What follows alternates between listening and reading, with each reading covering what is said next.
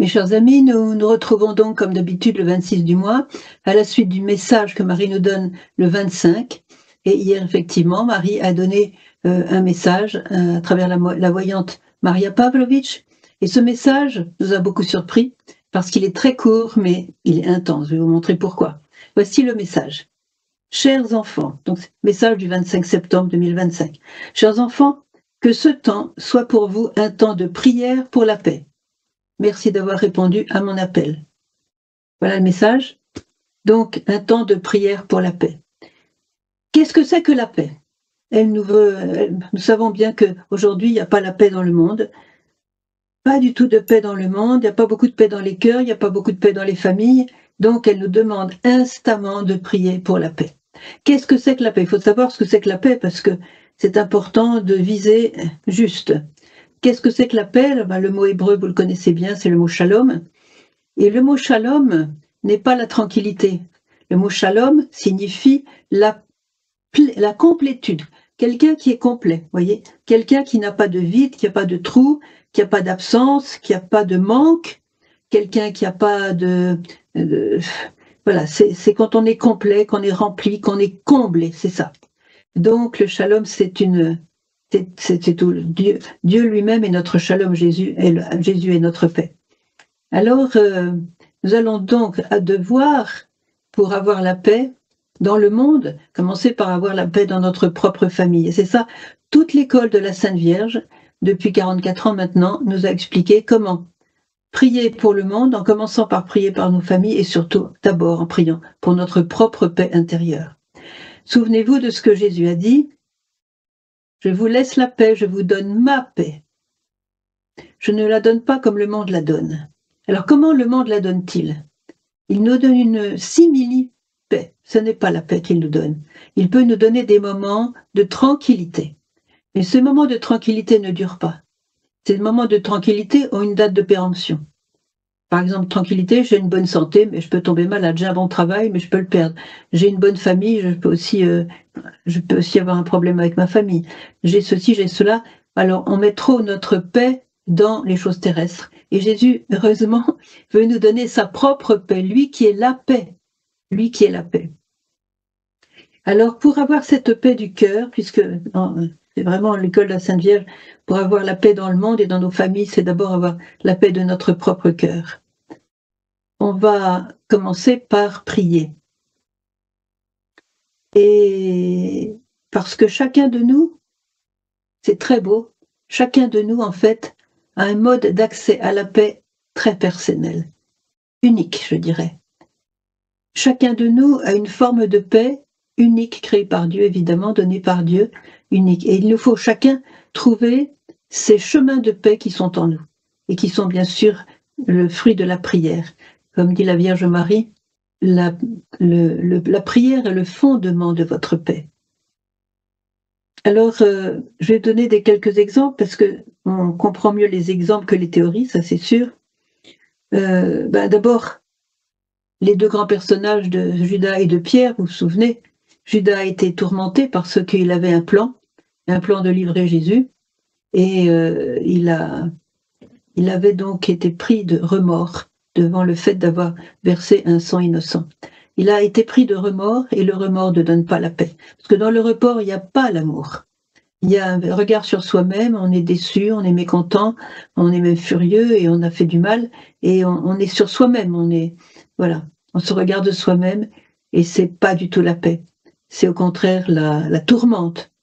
Et voilà. Tandis que le repentir donne la paix. Et c'est là que je voudrais un petit peu baser mes paroles. Le repentir, c'est-à-dire quand on recherche vraiment Jésus et on se repent d'avoir peut-être blessé son cœur, d'avoir péché.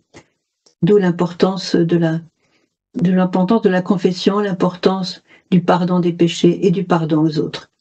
Il est certain que beaucoup de personnes ici ont expérimenté un grand retour à la paix du cœur et ont découvert la paix du cœur quand ils ont commencé à pardonner ce qu'ils avaient à pardonner à ceux qui leur avaient fait du mal. Et ça, c'est extraordinaire, la puissance du pardon. Alors, je voudrais vous donner ce message qui vient de la Sainte Vierge. Voilà. Mon fils voyait la beauté en toutes choses. Et quand il regardait quelqu'un ou un événement, il voyait tout de suite la beauté. Dans chaque événement, dans chaque personne, il y a une beauté. Il recherche le bien, même petit, même caché, dans toutes les âmes, afin de pardonner le mal. Alors, il y a un autre message sur la paix, sur le pardon. Écoutez bien. Moi, comme mère, j'attends de vous que vous vous unissiez à mon Fils Jésus et que vous soyez mes apôtres, pour que vous puissiez faire ainsi. Je vous invite à nouveau à aimer. Il n'y a pas d'amour sans prière, il n'y a pas de prière sans pardon. Car l'amour est prière, le pardon est amour. L'amour est prière, le pardon est amour. Mes enfants, Dieu vous a créés pour aimer. Et vous aimez pour pardonner. Et elle dit aussi que le pardon est la forme la plus haute de l'amour. Je répète, le pardon est la forme la plus haute de l'amour. Je me souviens d'un épisode avec Vitska, c'était le temps où elle recevait les pèlerins, et il y avait une grande assemblée rassemblée un petit peu à côté de Medjugorje, et on écoutait ses paroles, et d'un seul coup, il y a un possédé qui s'est mis à crier. Il criait fort, et comme il parlait italien, j'ai bien compris ce qu'il disait. Il disait « Toi, d'abord, tu devrais déjà être morte ». Je pense qu'il a essayé de la tuer plus d'une fois. « Tu devrais déjà être morte. Et d'abord, tu pardonnes toujours. » Et ça le rendait fou. Elle pardonne toujours. Voyez, le pardon, c'est Dieu qui pardonne. Sur la croix, Jésus a dit à ses amis, à ceux qui étaient présents, à sa mère, à Jean, il dit, « Père, pardonne-leur, car ils ne savent pas ce qu'ils font. » Et pour apprendre à pardonner, il y a cette invitation de la Vierge Marie à regarder justement Jésus sur la croix. Jésus sur la croix qui souffre par amour, qui souffre parce qu'il a voulu expier nos péchés. Il a choisi d'aller sur la croix, il n'a pas été forcé, il l'a choisi, il s'y est préparé. Et ce visage torturé de Jésus, puisqu'il souffrait, est vraiment ce visage qui a voulu souffrir pour pardonner nos péchés. Il a fallu ce sang précieux d'un Dieu pour que nos péchés soient pardonnés. Et je pense à la Vierge Marie qui était au pied de la croix, et je pense au fait que, bon, ça c'est connu, quand elle était au pied de la croix, elle a eu toutes sortes de tentations, je dirais, puisque Satan ne voulait pas d'abord de cette croix, il voyait qu'il allait être vaincu par la croix, mais vaincu aussi par l'union de Marie à son fils Jésus à la croix. Et là, on peut dire que tous les démons de l'enfer se sont rassemblés au pied de la croix pour aussi attaquer Marie. Et qu'est-ce qu'il voulait obtenir de la Vierge Marie? Eh bien, c'est simple, il voulait mettre dans son cœur la haine pour ceux qui torturaient son fils. Ça aurait été logique de haïr ceux qui ont livré Jésus, ceux qui ont condamné Jésus, ceux qui ont torturé Jésus, ceux qui ont cloué Jésus, ceux qui se moquent de Jésus en passant devant, comme ça. Il aurait été naturel, je dirais, d'avoir de la haine pour ces personnes-là. Et Marie a résisté. Elle n'a eu que de l'amour. Elle est devenue la mère de tous les hommes. À ce moment-là aussi, voici ta mère, disait Jésus à Jean, à travers Jean, à chacun de nous. Et Marie a résisté à ce flot de démons qui voulait absolument mettre de la haine dans son cœur. Et c'est ça qui fait perdre la paix, la haine. La haine, le ressentiment, voyez. Et donc Marie a résisté, elle a vaincu Satan, comme son fils sur la croix, elle a vaincu Satan. Et c'est pour ça d'ailleurs que le meilleur moyen d'éloigner Satan, c'est de prier la Sainte Vierge. Donc cette paix est un fruit de la souffrance du Christ, la souffrance de Marie. Comme saint Paul nous dit, n'ayez de dette envers personne, si ce n'est celle de l'amour mutuel. Alors donc je disais que pour chacun de nous, il y a un accès particulier, une porte particulière pour trouver la paix. Et en regardant Jésus en croix, nous allons comprendre ce que nous avons fait par notre péché, et nous allons concevoir à ce moment-là, nous allons concevoir la haine de notre péché. La haine de notre péché qui va nous conduire au repentir, encore une fois, non pas au remords, comme pour Judas, mais au repentir, comme pour Pierre et tant d'autres, chacun de nous, je pense, aussi. Alors, pendant cette rencontre que nous avons maintenant, je vais vous donner et je vais vous faire une invitation pour que la paix arrive dans le monde. C'est que chacun de nous puisse faire une sorte de mini-traité de paix dans notre cœur. Faire un mini-traité de paix dans notre cœur. Et pour cela, je vous invite vraiment à vous pencher sur la puissance de Marie et la puissance du rosaire. Alors, je vais vous lire une chose très intéressante. Vous savez que Don Bosco était un grand ami de la Vierge Marie, pour ne pas dire un grand amoureux de la Vierge Marie, et il avait des songes. C'était quelque chose de très particulier à Jean Bosco. Et ce qu'il y avait de particulier aussi dans ses songes, c'est qu'il y avait ce qu'il appelait un guide. En fait, c'était la Vierge Marie. Alors, c'est bien d'avoir des rêves, c'est bien d'avoir des songes. Encore faut-il qu'on ait la clé du songe, qu'on comprenne ce que le songe veut nous dire de la part de Dieu. Il était visité par Dieu à travers des songes, un peu comme Saint Joseph. C'est par des songes qu'il a su qu'il fallait prendre Marie chez lui comme épouse, qu'il fallait partir en Égypte, qu'il fallait revenir de l'Égypte, etc. Alors, je vais vous lire quelque chose de très significatif, parce que Don Bosco, il appelait le saint des jeunes, vous savez, voilà. Alors, Saint Jean Bosco a eu un jour un songe. Il a vu la Vierge Marie et dans la cour d'une maison, il a vu un énorme serpent. Évidemment, pas besoin d'expliquer qui était ce serpent. Et alors, voilà, de 8 mètres de long. Donc, je lis un petit peu, excusez-moi, mais c'est une histoire très intéressante. Donc, Don Bosco était horrifié, il cherchait à s'enfuir. Mais le guide, c'était la Vierge Marie, le rassure et lui dit: t'as rien à craindre, allez, fais ce que je te dis. Et il dit: prends cette corde par un bout et tiens-la bien tendue. Alors, et puis elle prenait l'autre bout de la corde. Et tous les deux, nous allons attacher cette corde au serpent.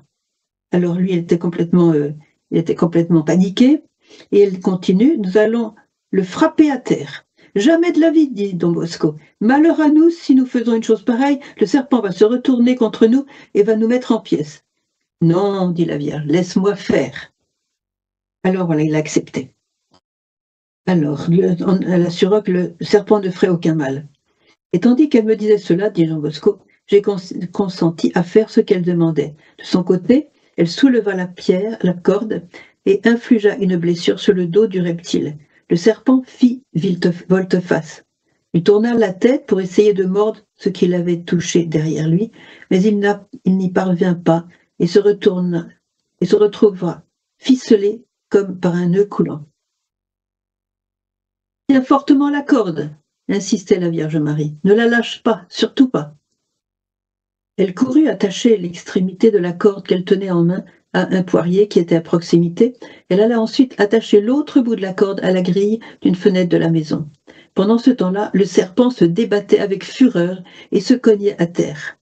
Il se cognait à terre autant la tête que ses épouvantables anneaux. Sa chair partait en lambeaux et les morceaux étaient projetés au loin, jusqu'à ce qu'il ne reste plus rien de lui qu'un squelette décharné. Une fois le serpent mort, la guide, la Vierge Marie, dénoua la corde de l'arbre et de la fenêtre et la rangea dans un coffre. Écoutez bien ce qui se passe. Elle rouvrit le coffre. Donc elle a mis la corde dans un coffre. Elle rouvrit le coffre quelques instants plus tard. Et Jean Bosco dit: je regardais dans le coffre, et quel ne fut pas notre étonnement, le mien et celui de mes jeunes qui étaient avec lui, de voir comment cette corde était placée. En effet, elle formait ces paroles: Ave Maria. Et la guide m'expliqua: tu vois, le serpent représente le démon, et la corde, ce sont les Je vous salue Marie. Ou plus exactement, c'est le chapelet, c'est-à-dire une succession d'Ave Maria, grâce auquel on peut combattre, vaincre et détruire tous les démons de l'enfer. Voilà.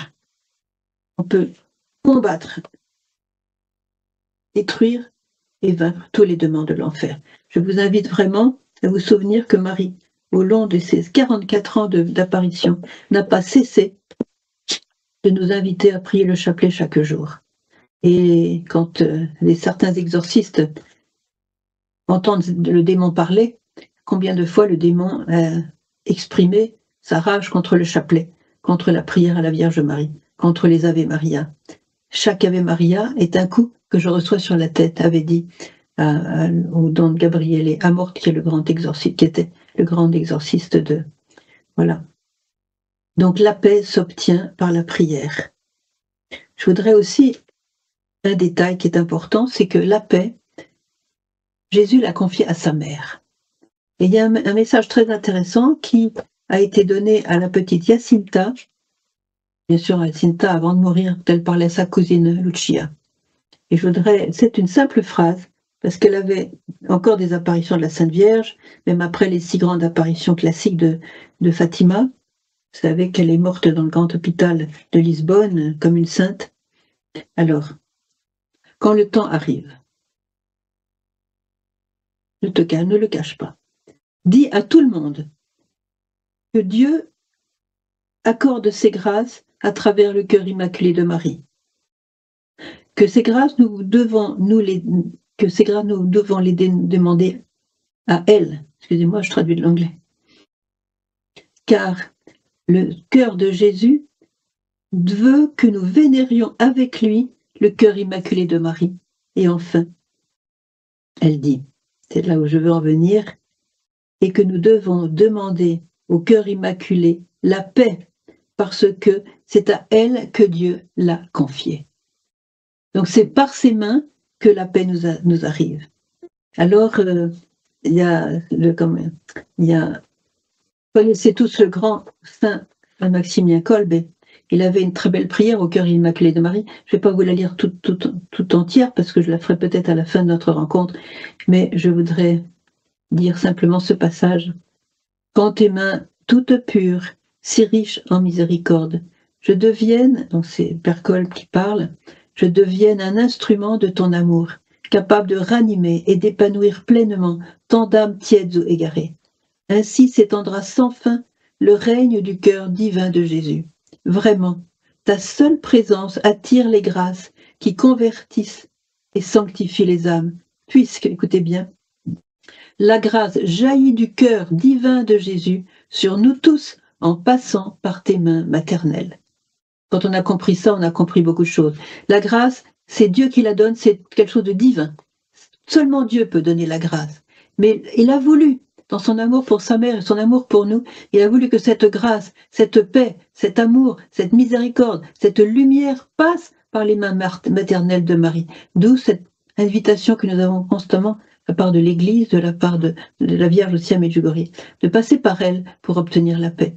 Alors, on peut prier pour la paix, voilà, la paix au Moyen-Orient, la paix, il y a beaucoup de points de guerre, je ne vais pas tous les nommer, vous les connaissez mieux que moi, des points où ce sont des guerres extrêmement meurtrières, extrêmement horribles, jusqu'à assassiner froidement des enfants, des choses horribles, le sang qui coule, comme si le sang était, comme si l'homme était un petit rien du tout, on peut faire couler son sang sans...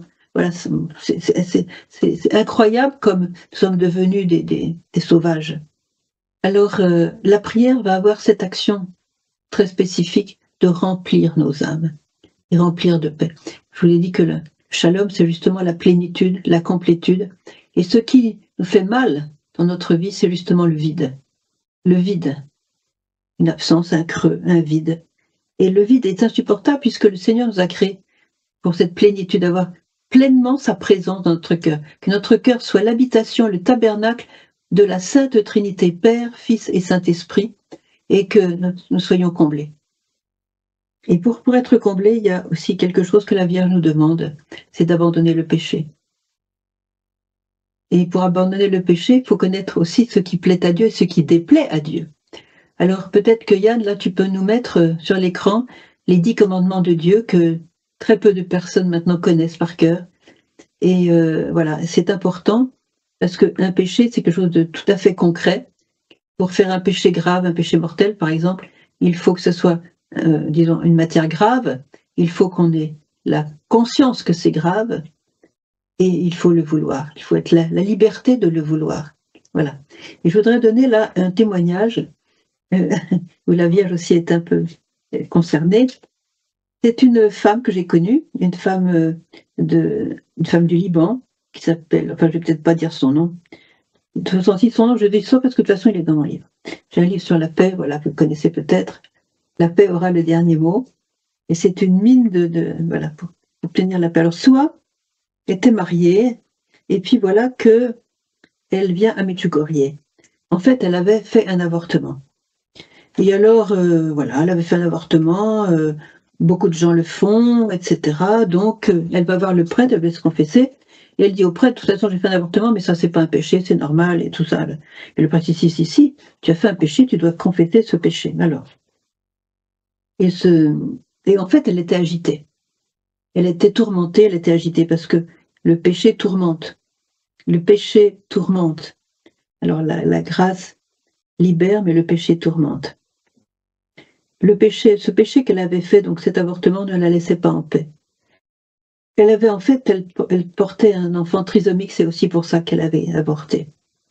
Ni elle ni son mari ne voulaient le péché, l'enfant. Et elle disait au prêtre, non, c'est pas un péché. Et le père lui disait, mais si, ma fille, c'est un péché, un grand péché, tu dois te confesser. Mais elle n'était pas convaincue. Et elle s'est fermée dans ce refus. Mais comme elle était à Medjugorje et qu'elle savait qu'elle allait se rendre à l'apparition, elle a décidé de demander à la Sainte Vierge ce qu'elle en pensait et de lui donner un signe pour savoir si elle doit confesser cet acte de l'avortement. Donc alors le soir arrive, l'apparition de Soa arrive sur la colline avec Ivan. Et là, Soa se trouve avec son groupe. Et dès que la Vierge arrive, voilà qu'à l'improviste, Soa se plie en deux, comme projetée à terre. Tout son corps est courbé et son nez collé au sol. Elle reste ainsi un bon moment. Quand elle se relève après l'apparition, ses amis la voient pleurer.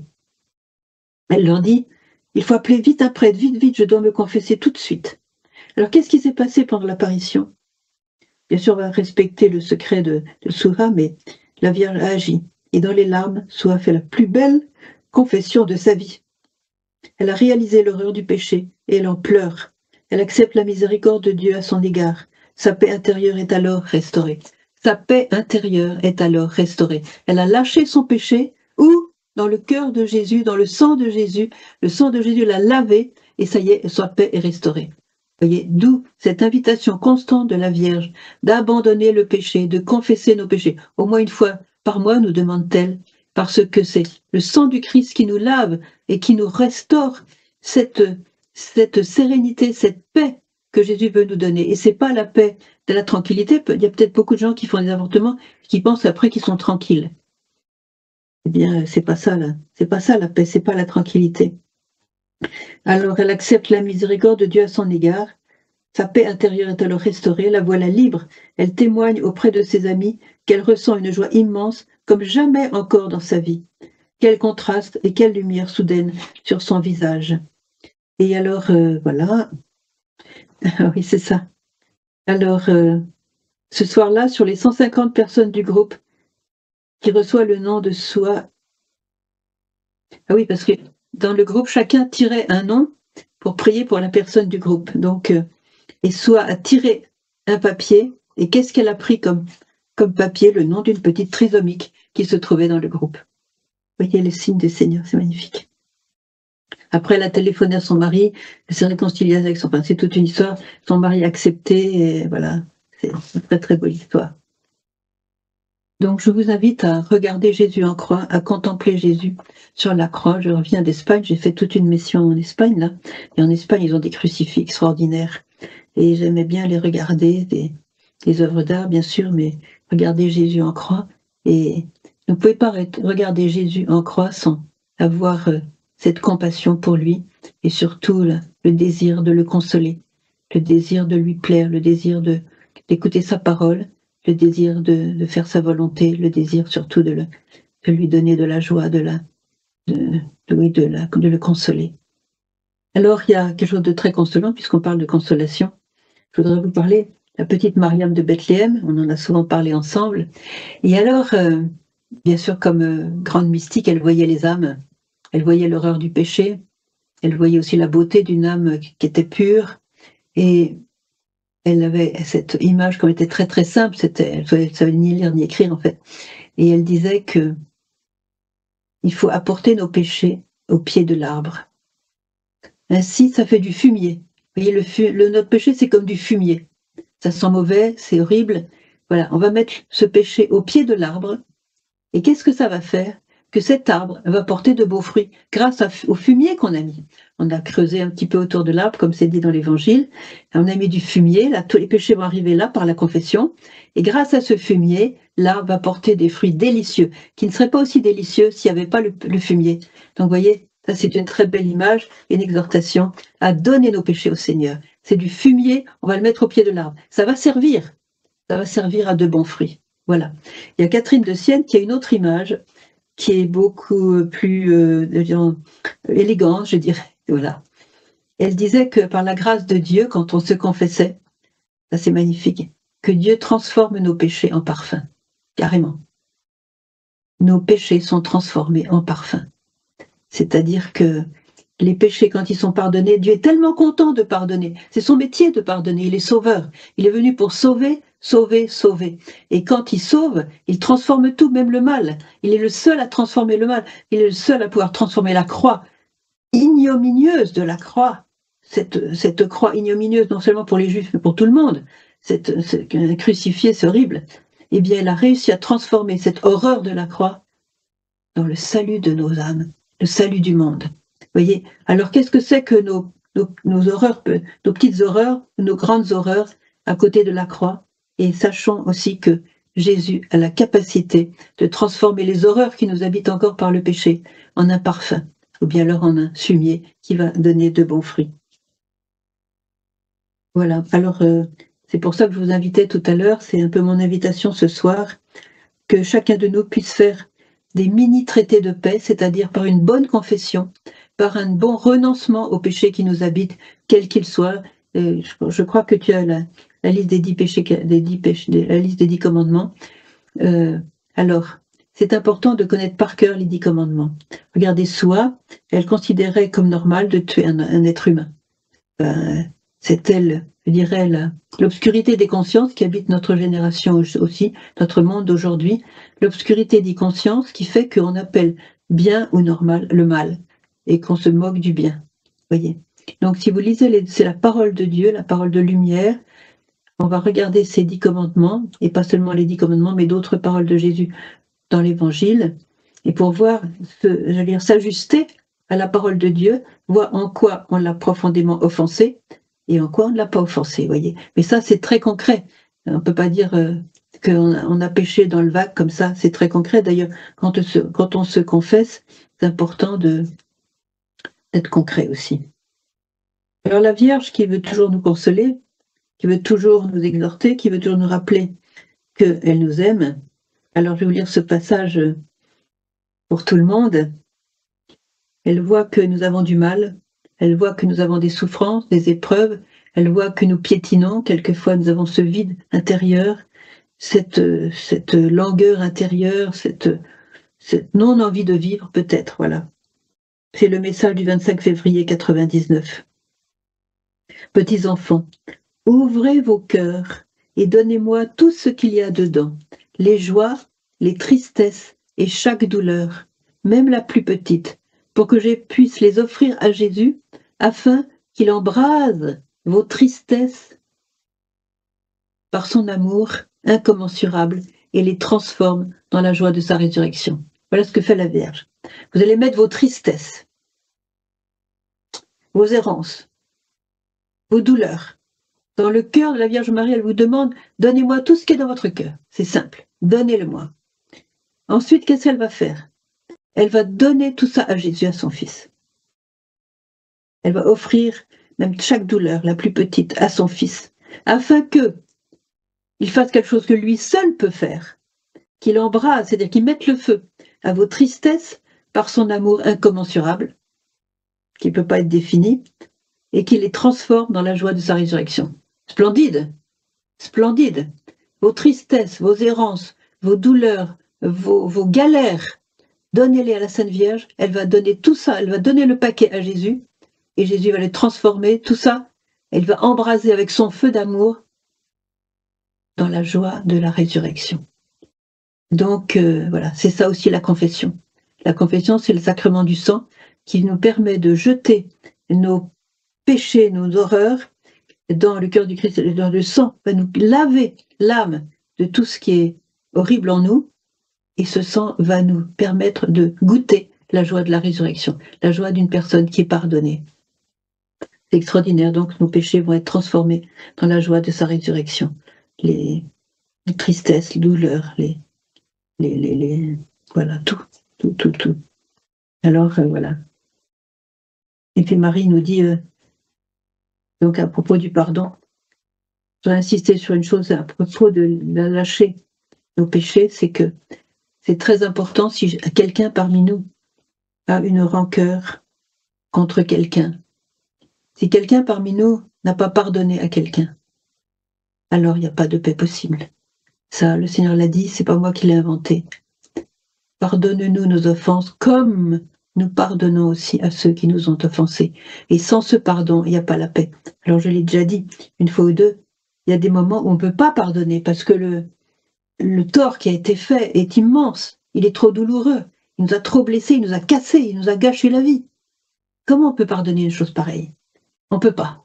Genre Daniel Ange, vous connaissez tous Daniel Ange, qui commence son homélie en disant « Pardonner, ce n'est pas difficile.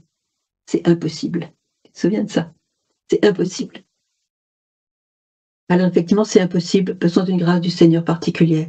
Et justement, parlant de la grâce du Seigneur, le seul moyen de pouvoir pardonner l'impardonnable, c'est de prier Jésus, de mettre son pardon, celui qui nous a donné à la croix, de mettre son pardon dans notre cœur. Je dirais du goutte à goutte. Ça ne se fait pas en un jour. Peut-être certains font en un jour, je ne sais pas. Du goutte à goutte de son pardon divin, de le placer dans notre cœur. On va ouvrir notre cœur, Seigneur. Moi, je ne peux pas, mais toi, tu peux.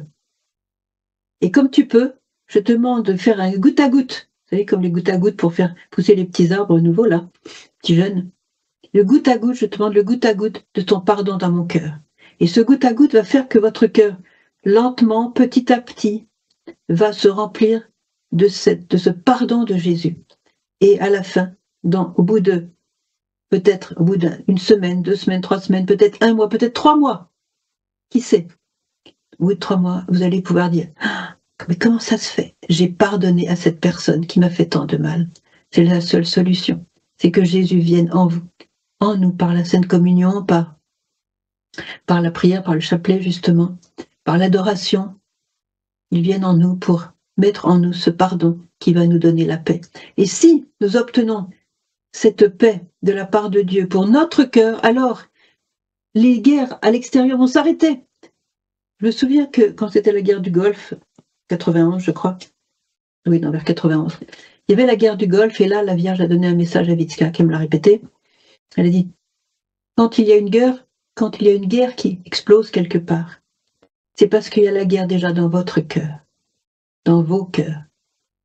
Mais si vous faites la paix dans votre cœur, alors la guerre extérieure s'arrêtera aussitôt. Parce que la guerre extérieure, tout ce qu'on voit, les horreurs qu'on voit aujourd'hui, par les médias, et les médias ne couvrent absolument pas tout, eh bien, les horreurs que nous voyons aujourd'hui peuvent s'arrêter. Je m'adresse ici à chacun de vous. Une partie des horreurs va s'arrêter si toi, aujourd'hui, tu pardonnes à celui qui t'a fait du mal. Si toi, aujourd'hui, tu remets le mal et tu le donnes au Seigneur, tu remets le paquet au Seigneur en lui disant « C'est à toi d'y penser, Seigneur, je m'abandonne à toi, je ne veux plus penser à cette personne qui m'a fait du mal, encore moins au mal que cette personne m'a fait. Seigneur, je m'abandonne à toi, c'est à toi d'y penser, maintenant c'est à toi de mettre ton pardon dans mon cœur, parce que moi je voudrais vivre, je voudrais avoir la paix, et je voudrais être instrument de paix, apôtre de la paix, pour ce monde qui est en train de périr à cause de la haine, de la violence, à cause du mal. » Et les médias ne font pas un bon travail parce que les médias font beaucoup d'argent quand elles accusent les gens, un tel a fait ceci, un tel. J'ai bien vu pendant la guerre ici, quand la télévision montrait ce que faisait l'ennemi, les autres étaient comme ça, ah, il a fait ça, il a fait ça, il a fait ça, ça attise la haine. Alors, pas trop de télévision, parce que ça ne fait pas forcément du bien. Mais nous allons demander au Seigneur sa grâce, ce sang qui coule de son cœur.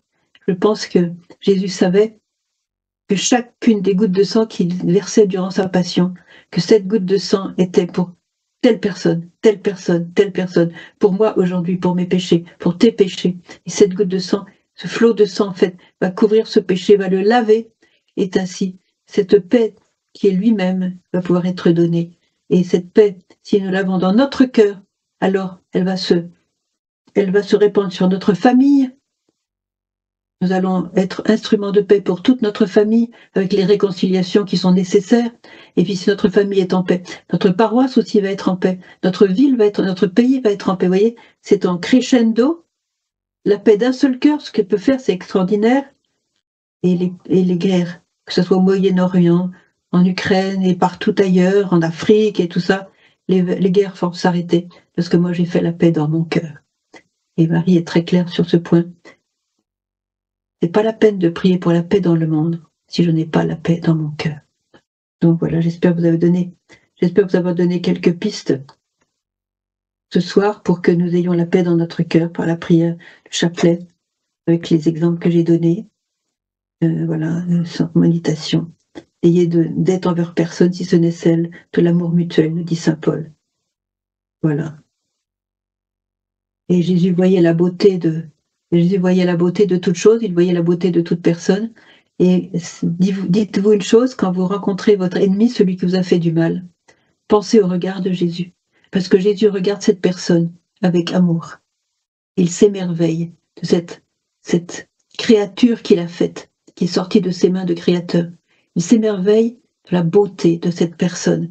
Nous, on voit sur les ténèbres, là, le noir, on voit le péché, on voit tout ce qui est mauvais, tout ce qui sent mauvais, tout ça. Ça, on le voit tout de suite parce qu'on est un peu charnel aussi. Mais lui, qu'est-ce qu'il voit? Il voit cette merveilleuse créature qui est appelée à vivre avec lui éternellement dans le ciel. Il a un grand désir, c'est que nous soyons des instruments pour sa paix, pour cette personne, en pardonnant justement. Alors, je voudrais citer maintenant quelque chose. Sœur Faustine, c'est Jésus qui parle, Sœur Faustine. Les flammes de ma miséricorde me brûlent.